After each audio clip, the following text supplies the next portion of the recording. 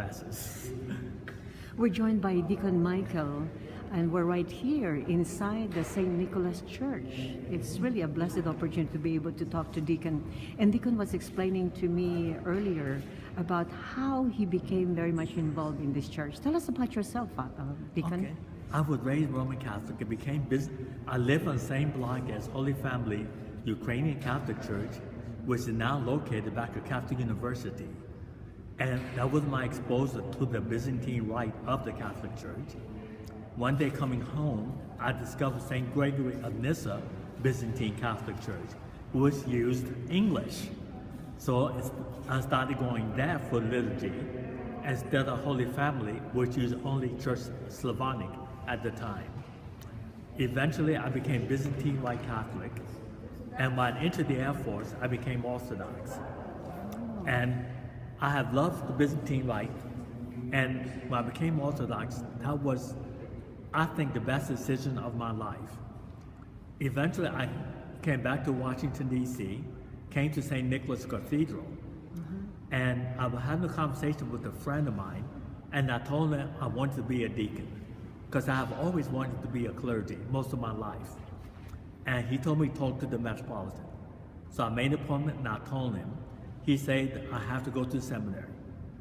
So when I gave in, decided to go to the seminary, I went to the president of this parish and told him I'm going to the seminary and asked if the parish can help me.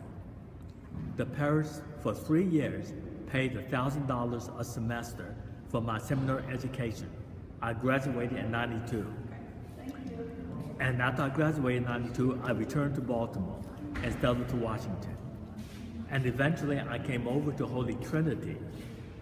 And when the bishop of the Moscow Patriarchate found out there was a seminary graduate in his parish in Baltimore, he told the priest to have me petition for ordination. And I did, and eventually I was ordained. And after I was ordained, I started coming down here when I can to serve, to say thank you to my cathedral for my education. I refer to St. Nicholas Cathedral as my cathedral because every bishop is supposed to have a cathedral. If you notice, my last name is Bishop. So, since every bishop is supposed to have a cathedral, I decided this would be my cathedral because it's more than a cathedral to me. It also has been a family to me since 1982. A deacon, what is the role of a deacon in a church? The role of the deacon is basically to serve the bishop. A deacon is supposed to be involved in the charitable works of the community, and he also has a liturgical role during the services. And as a deacon now in Baltimore, where I live, I'm very active. I'm involved in prison ministry, and I am also a community chaplain with the Baltimore Police. This is possible because of the fact that I am a deacon and have relationship equity in my neighborhood and in the neighborhood of my church. Deacons supposed to be involved in charitable works and works of mercy. And this is basically what my church has been helping me with ever since. And you said you've always wanted to be part of the clergy. Yes, ma'am. Were you very, very spiritually close to the Lord and praying for it? Can I answer that?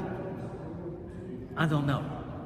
Because when I read the fathers, and I read the beautiful, wonderful, holy monks who are dying, who've been having a really spiritual life all their lives, and they're still repenting on their deathbed, I'm nothing compared to these guys. And finally, when was that moment that you felt so close to God?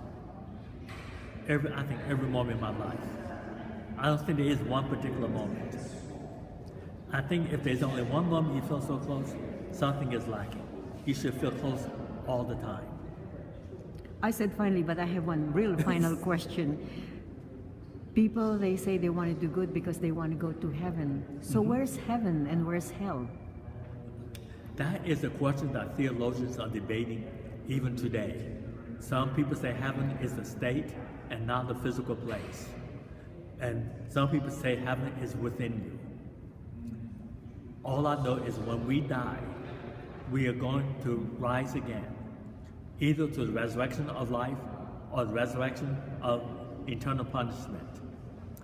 And regardless of whether it's a physical state or a spiritual state, that's immaterial. If you live a good life, you're going to be in heaven one way or another. Thank you very much for this blessed moment, Deacon. Oh, you're welcome. Thank you.